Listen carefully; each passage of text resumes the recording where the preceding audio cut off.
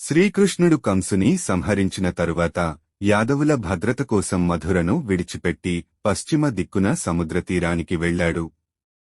అక్కడ ఆయన విశ్వకర్ముని సహాయంతో సముద్రపు ఒడ్డున ఓ అద్భుతమైన నగరాన్ని నిర్మించాడు. అదే ద్వారక. ఈ నగరం బంగారు కోటలు, మణిమయ మేడలు, విస్తృత వీధులు, నౌకా నికేతనాలతో పరిపూర్ణంగా వెలిగిపోయేది.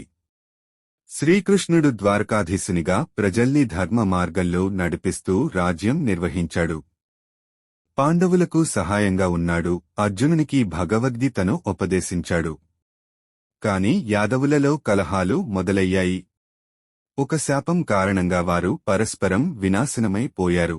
చివరికి శ్రీకృష్ణుడు ప్రభాసలో తన అవతారాన్ని ముగించి పరమధామానికి చేరాడు. ఆయన మరణం తర్వాత ఆ మహానగరం ద్వారకా సముద్రంలో మునిగిపోయింది. ఇది కేవలం పురాణం మాత్రమే కాదు.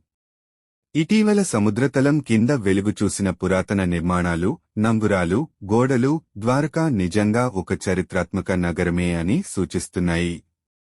ఈరోజు కూడా ద్వారకా ఆలయంలో ఎగురుతున్న పటాకి, దేవుడికి చేసే అర్చనలు ఆ నగర ఆధ్యాత్మిక మహిమను ప్రపంచానికి గుర్తుచేస్తున్నాయి. శ్రీకృష్ణుడు పోయినా ద్వారకా ఉన్నదే భక్తుల హృదయాలలో శాశ్వతంగా.